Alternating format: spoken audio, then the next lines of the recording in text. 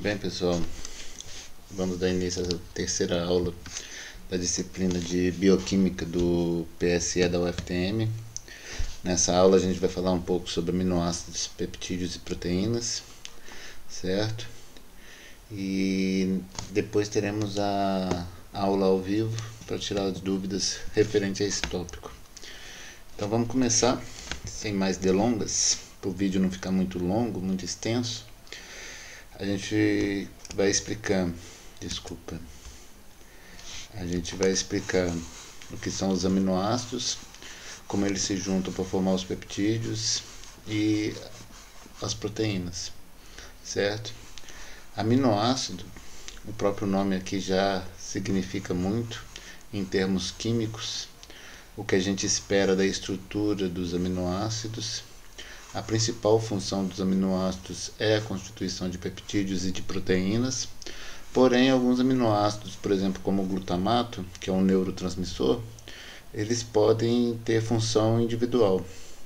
Para eles formar peptídeos e proteínas, geralmente eles têm que fazer uma ligação entre um e outro, ligar um ao outro, para formar dipeptídeos, tripeptídeos, que são 3 aminoácidos, até chegar aos polipeptídeos e as proteínas, certo? Então, aminoácidos é como se fosse um tijolinho, você juntou vários tijolinhos, forma uma parede que seria os peptídeos, juntou mais, esse peptídeo cresceu, forma uma estrutura bem maior que são as proteínas.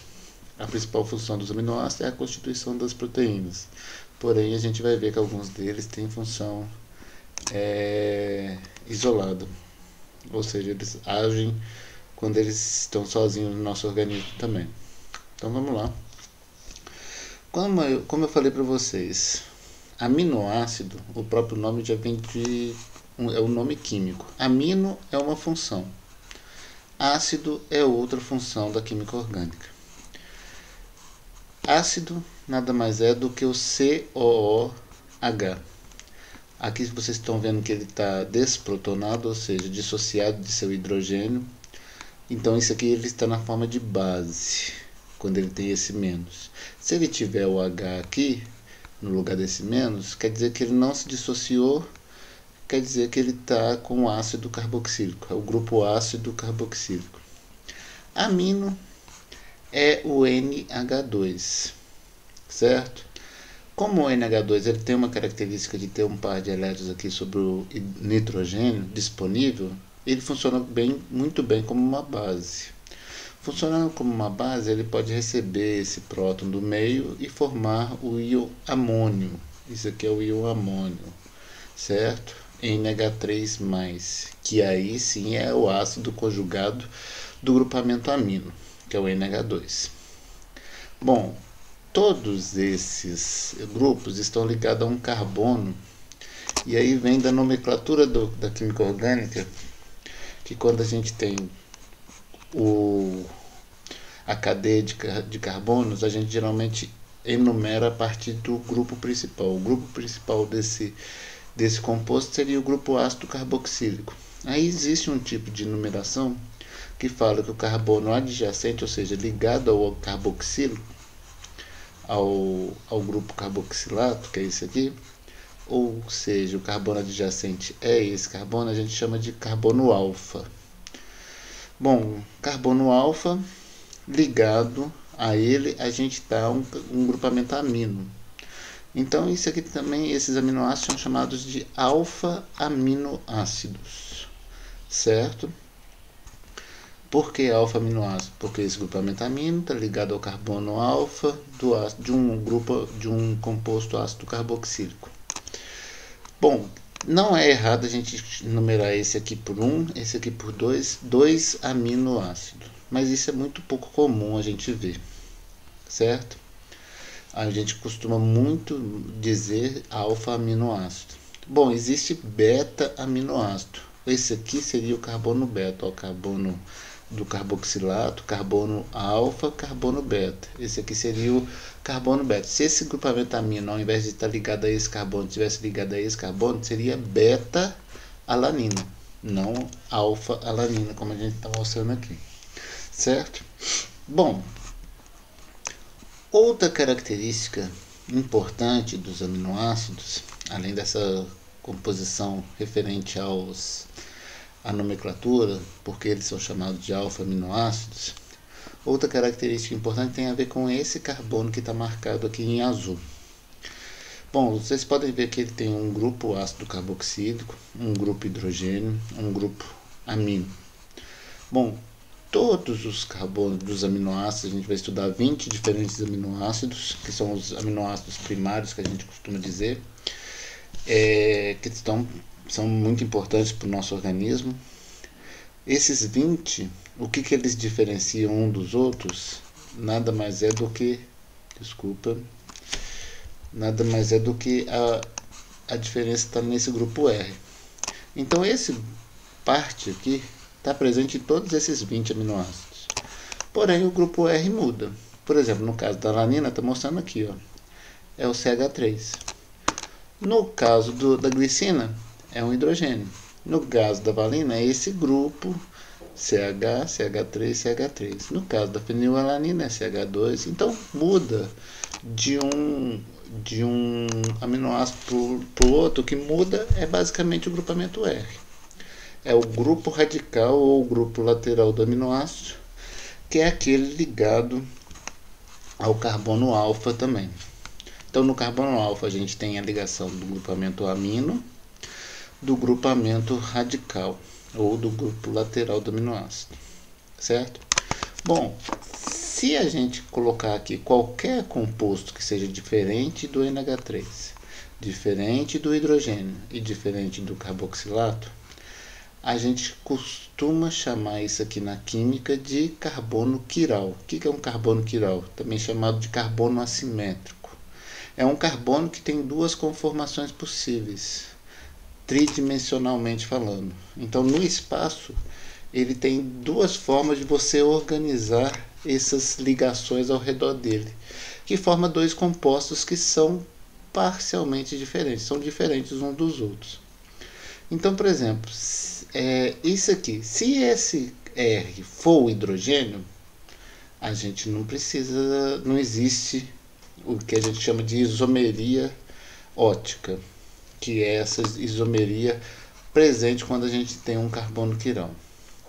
Porém, se isso aqui for diferente de hidrogênio, como a gente tem aqui, ó, qualquer um desses outros aqui, ó, vocês podem ver, ó, esse grupo é diferente desse, é diferente desse, é diferente do hidrogênio. Ah, esse grupo aqui da cisteína, CH2SH, eu não tenho esse grupo aqui, não tenho aqui, não tenho aqui, certo? Então, todos esses aqui, ó, tirando a exceção, a única é a glicina. Por que a glicina é uma exceção? Porque o hidrogênio é igual a esse hidrogênio. Então, esse carbono aqui não é carbono quiral. Todos os outros têm o carbono alfa com 4 ligantes diferentes. Se ele tem 4 ligantes diferentes, ele acaba sendo chamado de carbono quiral. E ele tem duas posições possíveis, duas posições de ligações para esses substituintes aqui possíveis para ele. Por exemplo, se a gente substituir esse aqui por o CH3, a gente tem a alanina. E aqui a gente colocando essa ligação para trás, essa para frente e essa para frente, a gente tem duas possibilidades. Essa aqui e essa aqui. Ah, professor, mas isso aqui é diferente? Como é que eu sei que isso aqui é diferente? Bom, isso aqui é chamado de isomeria carbono quiral. Quiral vem de mão. É simplesmente para lembrar que a mão esquerda não é igual à mão direita. A gente não consegue sobrepor uma a outra. Então, toda vez que a gente tentar fazer isso com a molécula, a mesma coisa da nossa mão, a gente vai ver, ó, eu tentei colocar a mão esquerda sobre a mão direita. Meu polegar direito está para cá, meu polegar esquerdo está para cá. Então, são completamente diferentes. A mesma coisa a gente tem aqui, ó. Esse composto, se a gente pegar essa figura e jogar ela para cá, vocês vão ver que, olha, beleza, para cima está o grupo carboxilato, para baixo está o grupamento metilo. Mesma coisa. Só que ligado à direita, aqui está o hidrogênio, aqui está o metil. O amônio, desculpe. e o contrário está para cá. Ou seja, na verdade isso aqui é o que a gente chama de imagem especular. Imagem especular nada mais é do que as mãos. Essa aqui é uma imagem de espelho dessa aqui, mas não são iguais, certo? Bom, como são moléculas diferentes, a gente tem que nomeá-las de forma diferente para identificar essa, diferenciando dessa. Essa aqui é chamada de L-alanina, de levrógeno, e essa aqui é de D-alanina, de destrógeno. Da onde que vem esse L e o D? Bom, a diferença básica entre isso aqui é que um gira a luz plano polarizada para a direita, é a destrógena, e a outra gira para a esquerda, certo? Ah, mas eu sei que esse aqui gira para a esquerda, esse aqui gira para a direita? Nada, ninguém sabe. Na verdade, o que a gente faz é em comparação ao gliceraldeído, que é o açúcar, talvez uma das principais biomoléculas que tem carbono quiral. E esse aqui a gente realmente sabe, ó. A gente coloca a cadeia de carbono na vertical, certo? Quando a gente coloca o grupo principal para a esquerda e o menor grupo para a direita, a gente tem o L-gliceraldeído, ou seja, a hidroxila tem que estar para a esquerda, o hidrogênio para a direita. Se a gente inverter, a gente tem o D. Bom, a mesma coisa aqui, ó. O grupo principal está para a esquerda, ó, igual que isso aqui, então é L. O grupo principal está para a direita, então é D. Ah, professor, mas isso não tem muita importância. Realmente não tem muita importância. Mas para o nosso organismo tem. Por que tem importância para o nosso organismo? Porque nosso organismo só utiliza L aminoácidos. D aminoácidos não serve para o nosso organismo. A gente não tem a capacidade de ligar esse aminoácido a outro e formar peptídeos ou proteínas. Só serve os que entram no nosso organismo na forma de L aminoácidos. Por sorte, ou por seleção natural, seja o que for, todos os aminoácidos da natureza que são sintetizados pelos organismos e tudo mais, são sintetizados na forma L. E qual que é a nossa fonte de aminoácidos? Carnes, vegetais, legumes, cereais, tudo isso fornece para a gente só L aminoácidos. Ah, mas então qual vez que eu vou ter contato com D aminoácidos? Se a gente for fazer uma síntese química no laboratório, se a gente não utilizar a enzima, a gente vai produzir metade desse e metade desse. E aí, metade a gente está perdendo. Quando a gente compra na loja de suplemento aminoácidos sintetizados quimicamente, que é muito incomum, eu acho que nem, se abusar, nem existe nas lojas, eu nunca fiquei parando para ver rótulo de suplemento à base de aminoácidos, mas se tiver algum sintetizado quimicamente, ele vai ter lá metade que não interessa para o nosso organismo. Os outros L aminoácidos a gente utiliza, esses aqui passa direto e a gente nem absorve. Bom, como eu falei para vocês, são 20 aminoácidos diferentes que compõem as proteínas, os peptídeos. Temos algumas modificações desses que também são importantes, mas estão aqui, ó, desenhados. Volto a chamar a atenção que o que diferencia um dos outros é o grupo lateral, certo? Vocês estão vendo que o grupo lateral aqui vai se modificando e aí com isso modifica o nome desse aminoácido. Esse grupo lateral a gente utiliza as características dele para classificar o aminoácido em apolar, polar, aromático, positivamente carregados e negativamente carregados. Bom, por que isso é importante? Aminoácidos, de uma forma geral, eles participam dos peptídeos e das proteínas. Proteínas, a gente vai ver que tem diversas funções no nosso organismo. Uma das principais funções das proteínas é reconhecer e se ligar a outras moléculas. Como que acontecem essas ligações? Por exemplo, eu tenho um receptor que está na membrana plasmática de uma célula, que tem que reconhecer e se ligar a um ligante, por exemplo, uma insulina. A insulina, ela não atravessa a membrana plasmática, não entra dentro da célula. Ela se liga na membrana, tem um ligante dela ali, um receptor que se liga a ela e passa a informação que ela precisa para o interior da célula. Bom, então vamos focar só nessa parte. Tem um receptor que se liga ao ligante, que é a insulina. Receptor de insulina ligando a insulina, reconhecendo. Como que acontece isso aí? A gente viu na última aula que diversas interações intermoleculares, ou seja, entre moléculas, são importantes. Quais delas? Por exemplo, se eu tenho carga negativa aqui, nesse receptor, essa carga negativa só vai reconhecer se eu tiver uma carga positiva aqui. Se eu tiver uma parte apolar aqui, só vai se ligar por forças de Van der Waals a uma parte apolar aqui, no ligante. Se eu tiver uma possibilidade de ponte de hidrogênio, ou seja, uma hidroxila aqui, ela só vai se ligar se aqui no ligante tiver um grupamento que faça ligação de hidrogênio, que faça essa ponte de hidrogênio e faça essa ligação. Então o reconhecimento é isso, baseado principalmente nesses três tipos, tem a dipolo e tudo mais. Nesses três tipos de ligação tem o reconhecimento, tem a interação entre o ligante, no caso o exemplo que eu dei, que é a insulina, e o receptor. Enzima e substrato é a mesma coisa. Vocês já viram falar da teoria da chave fechadora. O que é a teoria da chave fechadora? Você tem uma chave que tem um formato específico que é reconhecida por uma fechadura específica. É a enzima se ligando e transformando o substrato. Essa ligação sempre se dá por meio dessas interações intermoleculares. Então a gente precisa, como a maior parte dos ligantes, a maior parte dos receptores são proteínas, a gente precisa classificar, saber como é que esses aminoácidos vão se comportar. Bom, essa parte aqui, vocês estão vendo que ela não é utilizada para classificação, porque ela é comum em todos os aminoácidos.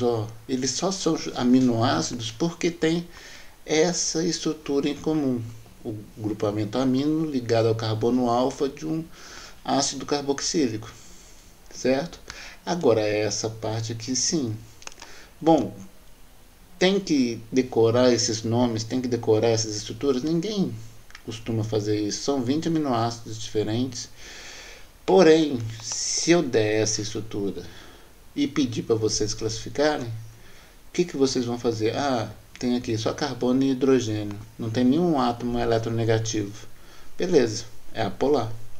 Aqui também só tem carbono e hidrogênio, nenhum átomo eletronegativo.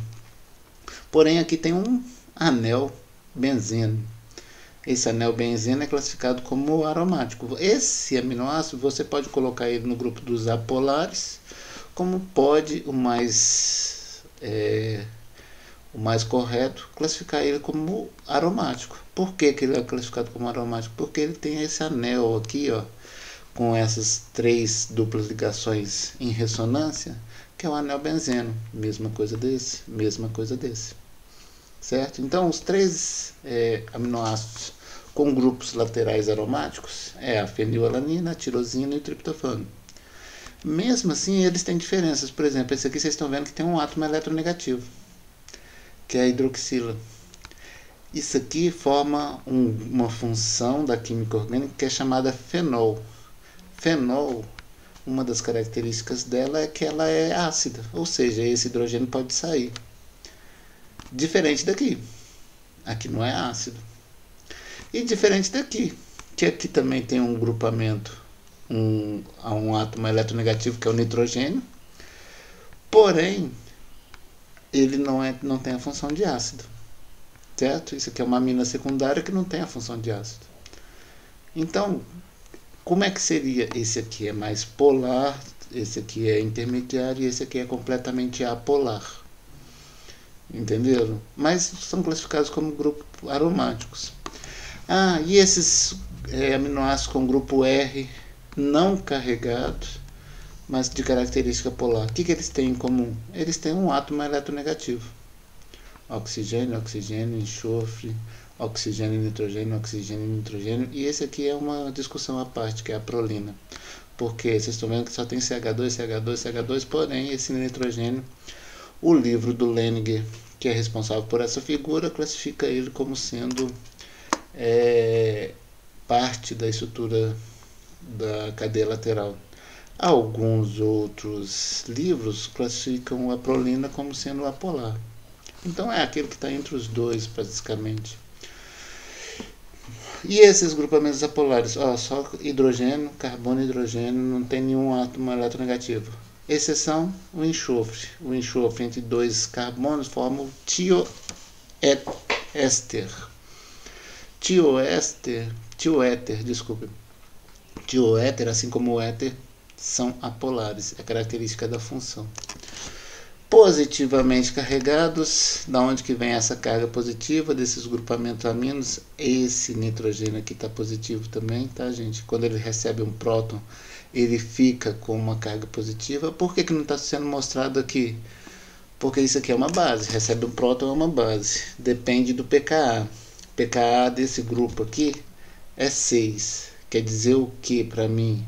Que ele só vai estar protonado em pH abaixo de 6. pH acima de 6, ele está desprotonado. Como a representação disso aqui é tudo no pH 7, ele fica dessa forma, sem a carga positiva. Mas pH abaixo de 6, ele vai estar protonado, positivo. E aminoácidos carregados negativamente, que são aqueles aminoácidos ácidos, onde o grupo ácido carboxílico, esse COH na cadeia lateral, se dissocia e fica com carga negativa. Bom, eu já falei aqui, mas volto a repetir. Esse grupo está dissociado, ou seja, com carga negativa, como ele está mostrando aqui, ou está COH, ou seja, protonado, depende do que? Única e exclusivamente do pKa desse grupo. A mesma coisa para esse, que é uma base, qual o valor de pH que ele recebe prótons ou que ele se desliga do próton. A mesma coisa desse aqui, a mesma coisa desse, a mesma coisa desse, de todos esses dois aqui. A mesma coisa que eu falei, que a tirosina ela é ácida, ela tem um pKa do grupo lateral. Cisteína ela é ácida, ela tem um pKa desse grupo lateral. Mas a treonina tem? Treonina não é ácida. Ela tem esse grupo que funciona como uma base, recebe prótons, e esse grupo que funciona como um ácido doa prótons. Certo? Todos esses que funcionam como ácido ou como base, a gente sabe que eles são dessa forma porque eles têm um pKa incluídos para eles, que determina essa característica, qual o valor de pH onde ele vai se dissociar. Certo? Então, quanto mais prótons, quanto menor o pH, mais esses grupos estão protonados. Quanto maior o pH, mais a gente tira prótons desses grupos. Então, quando a gente vê uma coisa dessa aqui, esse aminoácido, esse grupo aqui perdeu próton. Esse grupo aqui está protonado. Quer dizer o que para mim? Bom, vamos supor que isso aqui está no pH 7. pH 7, eu tirei prótons do meio de forma suficiente a esse aqui perder o próton dele. Então quer dizer que isso aqui é um grupamento ácido. O pKa dele é baixo. 7 tem que ter ultrapassado o valor do pKa para esse grupo aqui ter se desprotonado. Porém, esse grupo aqui ainda não perdeu o próton dele. Se não perdeu o próton é porque não atingiu o pKa, o pH, a quantidade de hidrogênios no meio ainda não atingiu o pKa referente à dissociação desse grupamento amônio. Qual que é o valor? Esse aqui em torno de 9 e esse aqui em torno de 2. Aonde que eu tenho isso? São valores tabelados, a gente não tem que decorar. Mas aqui está descrito eles. pKa do grupamento ácido carboxílico de todos os aminoácidos, 2,3, 2,3, 1,8, 2,2, 1,9, tudo em torno de 2.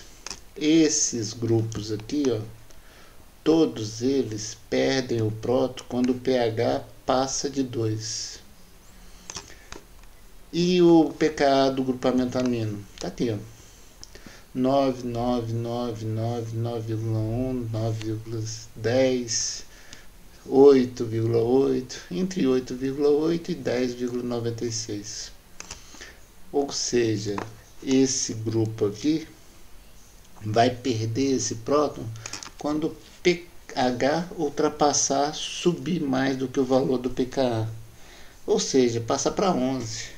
A gente só vai ter o NH2 quando esse pH passar para 12, 11, passar do valor do pKa referente a esse grupo.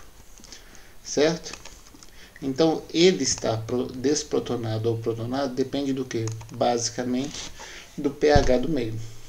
Como o pH do nosso organismo, principal valor de pH é em torno de 7,3, aqui está a representação do Lehninger, como a maior parte desses grupos vão estar. Esse aqui vai estar desprotonado, 7 é maior do que 2. Esse aqui vai estar protonado, 7 é menor do que 9. Ah, o que é o 7? É o pH fisiológico. Ah, esse aqui, ó, o pKa do grupamento radical da tirosina, tá aqui, ó. Tirosina. Esse aqui é o pK do ácido carboxílico, pK do grupamento amino, pK do grupo lateral. Ele é um ácido extremamente fraco. Para você tirar aquele próton, você tem que reduzir a quantidade de prótons até o pH chegar a 10. Bom, pH 7, esse aqui está desprotonado. É 2 o pKa dele. Então 7 é maior que 2. Esse aqui está protonado, 7 é menor do que 9. E esse aqui está protonado, 7 é menor do que 10. Mesma coisa segue o raciocínio para os outros aminoácidos. Bom, aqui nós temos os nomes de acordo com a classificação. Isso aqui é uma figura do Lehninger também, certo? Os nomes são 20 aminoácidos diferentes, presentes e importantes para o nosso organismo, que a gente chama eles de aminoácidos primários. Aqui a gente tem a abreviatura de 3 letras, que é o mais comum, que a gente usa muito. Quando a gente trabalha com proteínas podem chegar a ter até 10.000 aminoácidos. Para a gente representar a sequência de aminoácidos que estão ligados uns aos outros, formando aquela proteína, a gente costuma colocar, ao invés de colocar 10.000 abreviaturas de 3 letras, a gente costuma colocar 10.000 letras. Então, cada aminoácido é representado por uma única letra. São 20 letras. Certo? Então aqui, ó, G, A, V, L, I, M, geralmente é a primeira letra do nome do aminoácido. Só que aí começa a repetir, por exemplo, ó, a glicina é o G. Aqui a gente tem a glutamina. Não dava para ser o G de novo, então colocaram um Q. Aí aqui tem o glutamato, não dava para ser o G, aí colocaram um E. Então tem essas abreviaturas aqui que representam cada um dos 20 aminoácidos. Bom, de acordo com a estrutura, cada um desses aminoácidos tem uma massa molecular. Cada um desses aminoácidos tem um pK referente ao grupo ácido, do ácido carboxílico, e ao referente ao grupo amônio, da amina, do alfa-amino, certo? Esses valores, pessoal, não dá para se decorar. Qualquer coisa que eu pergunte referente a isso aqui, eu tenho que passar esses valores para vocês. Bom, e se tiver grupo lateral que perde prótons, ele tem que ter um pKa. Ou seja, pKa do grupo R ou do grupo lateral. O caso, vocês estão vendo aqui que não são todos. Por que não são todos? A glicina não perde esse hidrogênio. A metionina não perde nenhum desses hidrogênios. A leucina também não perde. Isso aqui não são ácidos. Quem é ácido? A cisteína é ácida. A tirosina é ácida. Esses 3 aqui, que são os positivamente descarregados, eles são bases, ou seja, tem o ácido conjugado. Aqui a gente está representando a forma ácida. Aqui, ó, a forma protonada, aqui a gente está representando a forma básica. E esses aqui são ácidos carboxílicos. Então só esses que a gente vai ter cada grupo lateral. Ó, os negativamente carregados, positivamente carregados, fora esse, cisteína e tirosina. Todos os outros a gente